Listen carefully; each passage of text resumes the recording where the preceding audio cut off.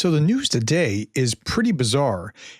It seems like the news is reporting and legitimate sources, right? The New York Post, The Hill, Politico, and others are reporting about a mole in the White House, a Russian FSB mole in the White House. Like, this is some pretty crazy stuff. Now, we're going to talk about that. First, I want to talk about what I talked about in my last video very briefly, and you can go back and look at it. Putin said, quote, "Where the foot of a Russian soldier steps, that is ours." Whoa, how about that? And he said much more than that here.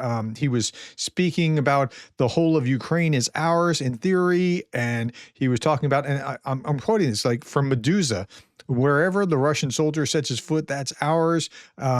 Again, this is why the Kremlin is not backing off an inch. Peskov said, "We have a strategic advantage. Why lose it? We're advancing deeper into Ukraine and we'll keep going. We don't need a ceasefire." Right? While Russia it wants peace, according to Trump. Yeah. Okay. Now, I talked about that at some great length in this video, my last video just a little bit ago. Putin's terrifying quote, "Wherever a Russian soldier sets his foot." Go back and look at that and you'll see what I'm talking about. You can do that next. Okay. That's big story number one. Big story number two. Okay. So I'm not going to talk about Iran and Israel other than to say this, that it's reported that there's a meeting of foreign ministers of Iran with France, Germany, and the UK that just started in Geneva. It's also reported that the United States introduced new sanctions against Iran. So the U.S. is going one way and at least some in Europe are going a different way. Macron is particularly like anti-Israel doing this kind of thing. And Merz is also pro-Israel doing this sort of thing. And it's a really interesting contrast. Macron says that the E3, that's the big three in Europe, that is France, Germany, and Britain, will offer Iran new proposals to curb its nuclear program, ballistic missile development, and support for proxy forces. Okay. I don't think that Iran wants to stop that, but they're going to talk to him about it, and we'll see if anything comes of it. High-level talks aimed at de-escalation have reportedly begun in Geneva. I don't know that anything's going to come of it, primarily because the Israelis are going to keep going until the thing is smashed and it's not a real existential threat to them anymore. Okay, so that's where that is. Now, meanwhile, what else is going on in the EU is that Ukraine is kind of being put on the back burner, right? The EU has postponed efforts to lower the price cap on Russian oil from $60 to $45 per barrel amid escalating tensions in the Middle East. So the tensions in the Middle East are actually raising the price of oil, which is good for Putin, and that's in the short term a terrible thing. According to the outlet, during this week's G7 meeting, all member states agreed that they would rather not make a decision at this time. Without U.S. support, implementing this initiative would be impossible. So they really need Trump on board. He's not on board, so they're just kind of shelving it for now.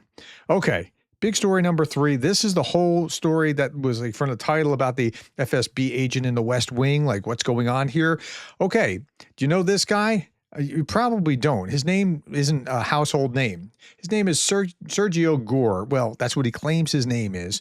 He claims to have been born in Malta, but the Maltese government has no such birth record, or at least not that we could prove or that investigative journalists have been able to find. People who know him in Malta called him the Russian boy. Huh. Well, that's interesting. But he's in some significant places in power. He's in the White House, like hiring people. Okay, Trump's top personnel chief is hiding his origins. Sergio Gore is White House Director of Personnel. That's a powerful position to be the person that's hiring for the entire White House. Formerly known as Gorachowski, never submitted a security clearance form, according to the New York Post. And I'll show you the New York Post in just a minute. He received his temporary access to classified materials along with other members of the Trump administration. Gore claims he was born in Malta, but local officials found no record of his birth in their registries. According to the Dispatch, he moved to the U.S. in 1999, went by the name Gorachowski in both high school and university.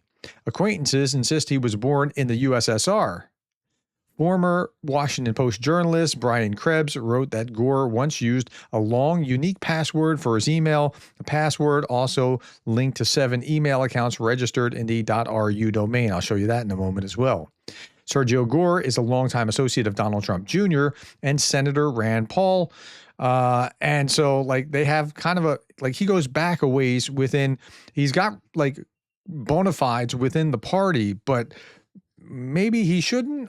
We're not exactly sure what's going on. While in high school, Sergio Gorkovsky. His email address was russomulti@hotmail.com, which translates into Russian Maltese.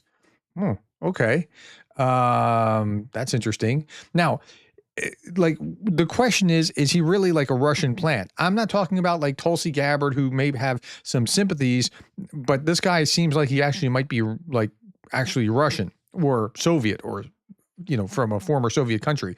Tulsi Gabbard is losing Trump support, says CNN. Once seen as promising, now many in the White House think she's off message, especially after she blamed the war hawks for stoking nuclear tensions. Trump saw it as a direct shot at his Iran policy, and the vibes changed fast. Now, you remember what happened with Gabbard. Gabbard back not too long ago was doing this. She was talking before Congress. The IC continues to assess that Iran is not building a nuclear weapon, and Supreme Leader Khamenei has not authorized the nuclear weapons program that he suspended in 2003.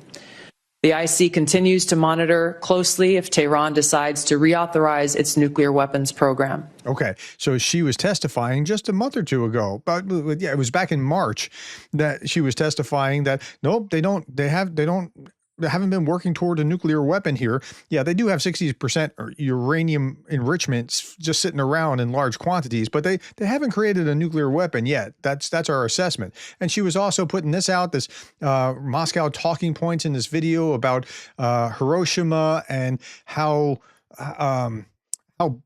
likely it is that we could get into a war with a nuclear war and nobody's going to win. Okay. Tulsi Gabbard is losing Trump support. I talked about, but she is not actually Russian. This guy might actually be like born in the Soviet Union. And that is kind of the weird thing here. So the question is he a deep cover KGB spy? Is he a Manchurian candidate or I guess Manchurian staffer for Trump? And when we look at it, there's some unanswered questions, but let's try to answer what we can. So this is the guy that was the chief White House correspondent for the New York Times and MSNBC, and he says this: Sergio Gore is the director of presidential personnel in charge of vetting Trump's team.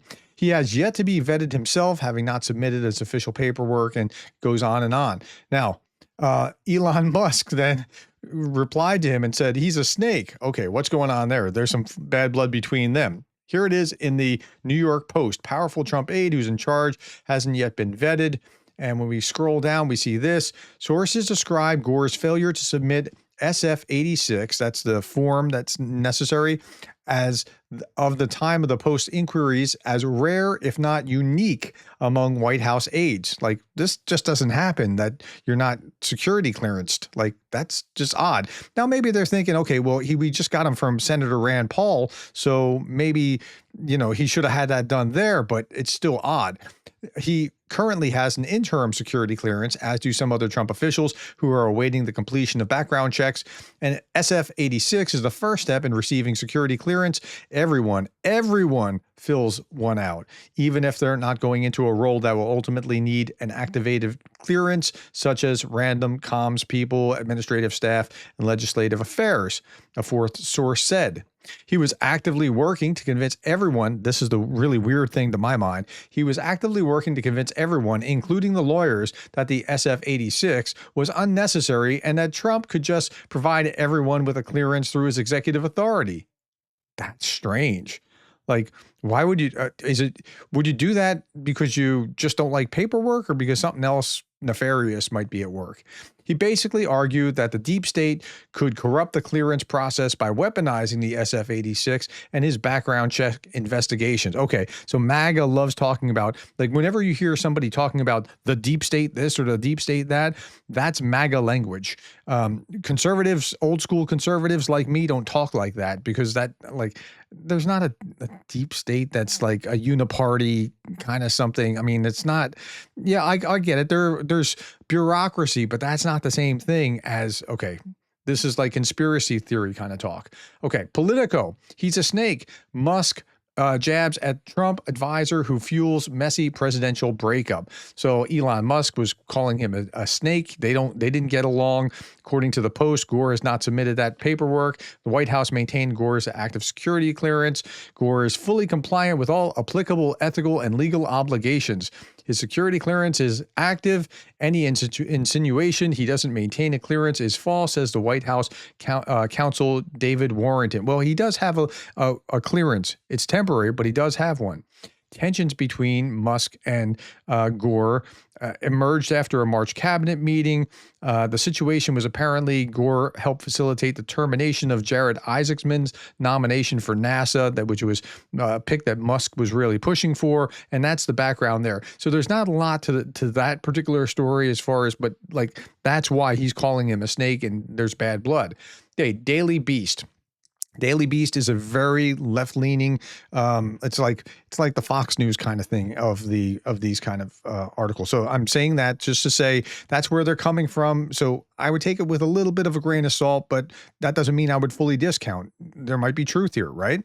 The powerful Trump aide has yet to turn his standard 86, Form 86 or SF 86, more than 100-page background investigation form. Like that's what they have to go through. So is it just that you don't like paperwork and you're not doing this, or is there something more? Required for security clearance, the 3 administration sources said. 3 administration sources talked about this. Gore, 38, is reportedly from Malta. However, an official there could not confirm his birthplace. Gore declined to provide it to the Post, besides to say it was not Russia.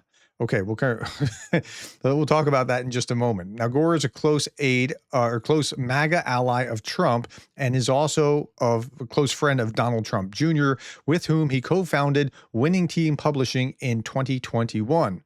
The top Trump aide also once worked as a booker for Fox News, as a spokesperson for Rand Paul. So, like, he's been in these circles.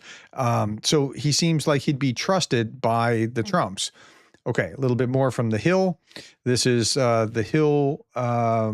Musk slams influential Trump advisor. As head of the personnel office, Gore oversees vetting and appointments of thousands of government workers, ensuring they're aligned with Trump's agenda. Now, if it would be absolutely terrible if somebody was infiltrating and that's the particular job that they held. Here is, and I'm not saying that this is what he is or where he's coming from. I'm saying like this is the story that's out there, and what do we make of it? So here it is in the Daily Kos, also a very left-leaning publication, but it raised really good questions. Among the questions applicants must answer under threat of criminal penalties is where they were born and whether they have any foreign connections. Gore claims to be from the island of Malta, although an official there could not confirm his birthplace when provided his exact birthday, saying no acts are registered with the provided details. Okay, there could be incompetence or something on the part of the person in Malta, or maybe they just haven't found it. But it gets a little weird here.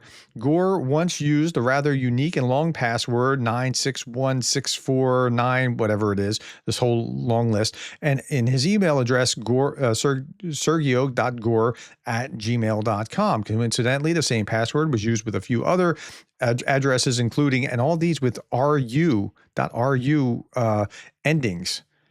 All various versions of this. RU means the domains were registered in Russia.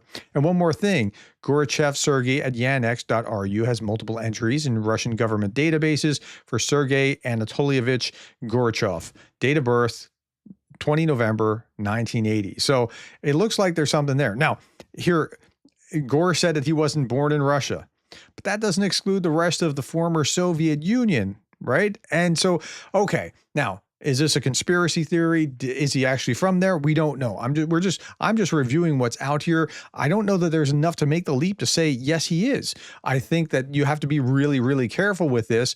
He's very plugged in. But whether he is or isn't, personnel is policy, and you don't have to be a Russian to actually influence a candidate one particular direction or another. John Bolton posted this: because Trump surrounded himself with yes men and women, failed to replace national security advisor he fired, and gutted his National Security Council staff, decision-making in the White House is more chaotic than ever. I think that's probably a fair assessment. So it's not really all that important, whether he is physically Russian or just ideologically, like Tulsi Gabbard, pro-Russia. It's still going to have a pronounced effect. Okay, that's what we know about this, who's the clandestine guy whispering into Trump's ear. It's actually not that clandestine. It's actually out in the open. This is what the advisors are talking about to Trump.